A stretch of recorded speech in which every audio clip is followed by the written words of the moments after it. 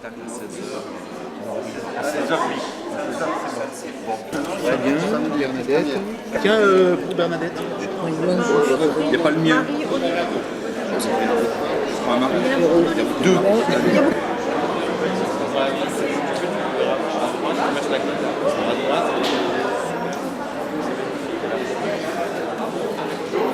Bonjour.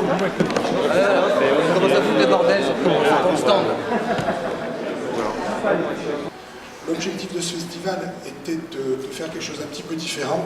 Oui, de faire que tout le monde se rencontre, que tous les publics se croisent, que toutes les envies soient satisfaites. Eh bien, je crois qu'il fallait aussi que le conseil général soit présent d'une façon exceptionnelle. Plus on est attractif, plus on sera tous récompensés par la suite. Bienvenue pour cette première édition d'un aller-retour dans le noir. Et ben, profitez-en bien. Vous êtes en présence de Danny Walker, auteur en noir, qui se tient à votre disposition au pavillon des Arts, dans un stand. C'est juste en dessous de l'arrivée du funiculaire. Si vous avez des difficultés pour y aller, vous me demandez, vous guiderez. Voilà, à vous. Merci Daniel. C'est pour ça que c'est super qu'il y ait...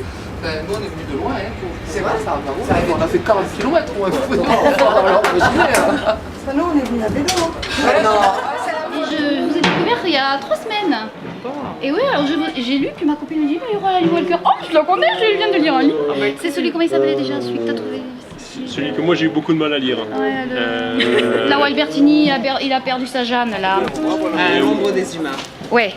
Ah, moi j'ai bien aimé celui-là. Exotique. Donc moi j'ai décidé de parler du 11 septembre 73, du coup d'État au Chili, à Santiago du Chili, mais en fait de parler d'un aspect assez précis de ça, c'est-à-dire de comment les militaires français qui avaient fait la guerre d'Algérie sont allés aider les militaires de Pinochet pour fomenter la révolution et ensuite la répression après le 11 septembre.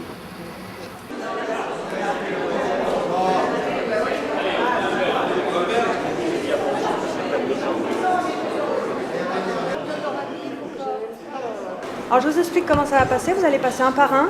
Vous allez arriver de là. Et après, il y a un jugement. Un par un. C'est hyper sympa. Hein. Vous arrivez par là. Vous choisissez, vous prenez votre valise. Vous vous mettez comme ça, parce que vous êtes filmé là. Vous ouvrez votre valise. Vous prenez dans votre valise ce que vous avez envie. Oui, vous dites ce que vous avez envie de dire. Là. Et de la vraie littérature, enfin. Voilà. Jean-Louis Debré. Didier Lombard, qui est satisfait de ses résultats et qui savoure le travail de ses salariés.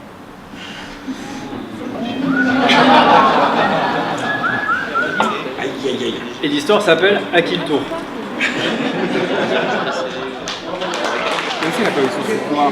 Oui. C'est Jean-Bernard Puy qui l'a créé. Ouais. Et donc ils nous ont demandé tous de prendre un titre classique de la série noire et de le détourner. Donc moi j'ai pris Cul-de-sac de Douglas Kennedy et j'ai joué le jeu, c'est-à-dire que vous l'avez vu Cul-de-sac, ça démarre à Darwin.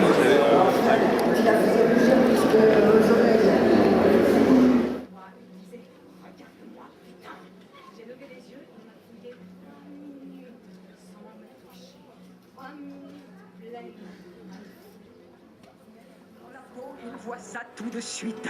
Ils ont l'œil, le bon, la preuve. On est là, dans leur centre de rétention. Ici, on dit centre de rétention.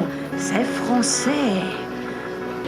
Et je pense que c'est ce qu'on comprend dans les pratiques culturelles des Français, c'est que tout ce qui est offert sur Internet ou tout ce qui est, ça n'enlève pas le goût de lire ni l'envie d'acheter les livres, parce que il y a beaucoup de gens qui passent d'abord par une autre forme pour aller chercher le bouquin.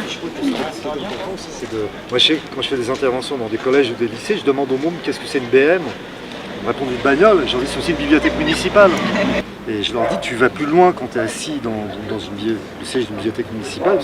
Je leur dis l'agence de voyage est la moins chère du monde, c'est ça. En fait, d'abord, je vais dans le pays pour tâter le terrain, on va dire, quoi. Ouais. Et voir un petit peu tout ce qui est le plus intéressant. Puis après, je retourne.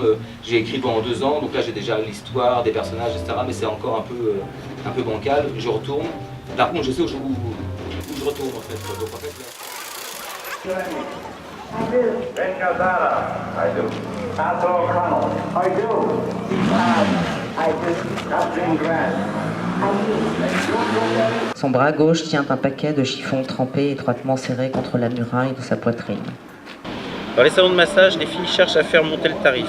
Les dames du mercredi après-midi venues de banlieue cherchent à passer un bon moment au théâtre, en matinée, suivi de fromage blanc sur une feuille de laitue. Ils n'ont pas acheté l'histoire du roman, qui est très compliqué à mettre, à mon avis, en cinéma. Ils ont acheté les personnages, l'équipe des personnages, la juge et les policiers avec leurs fêlures, avec chacun avec ses fêlures et voilà. Et on décrit le central comme une usine. Et vraiment, on a l'impression d'être à l'usine. Et dans ses livres, il appelle les divisions de police l'usine. On va à l'usine. Il décrit la société telle qu'elle est, donc des flics pourris. C'est vrai. Il y a des flics généreux. Mais ce qui est toujours important chez lui, c'est que les femmes sauvent les hommes. Et en plus, il y a une tendresse, une poésie vis-à-vis de la femme qui est extraordinaire. Et il découvre en fait que sa femme a eu une relation sexuelle, on peut dire. Amoureuse. Amoureuse, mais enfin quand même torride aussi, avec un homme. Et ça a fini sous le pont du Gard, très très mal, enfin en tout cas à bord de route sur la RN 86. Donc c'est le seul roman pas drôle de Jean-Bernard Pouy, très noir. Alors moi je vais vous présenter Karel Ferré. Alors Karel Ferré, c'est un petit jeune, ce qu'on appelle un petit jeune. Alors nous les vieux bibes, quand on voit arriver les jeunes, on est un peu embêtés parce qu'en général, ils sont beaucoup plus doués que nous. Pourquoi ils sont plus doués que nous? Parce qu'ils ont profité de notre expérience. Parce qu'ils ont lu tout ce qu'on a écrit, ils ont jeté tout ce qui était mauvais et ils ont gardé ce qui était bon. Donc tout ça, c'est très très gênant. Alors, ce qui est un peu particulier avec lui, c'est que c'est un Janus, c'est un homme à double tête. Il a deux vies. Il a d'un côté, il prend son temps pour écrire des romans tous les 3 ans. Moi, en 3 ans, j'en ai écrit 12. Bon, lui, il n'en écrit qu'un tous les 3 ans. Et pendant ce temps-là, il s'essaye à des exercices où l'écriture est un peu plus tapée, disons. Mais tous les 3 ans, il publie un roman lourd, ce qu'on appelle un truc hard. Et nourri d'expérience, nourri il a été sur place, tout ça. Donc, il a fait beaucoup sur la Nouvelle-Zélande. Et le dernier Zoulou, qui est sur l'Afrique du Sud, a fait un tabac parce qu'il a remporté 465 prix littéraires.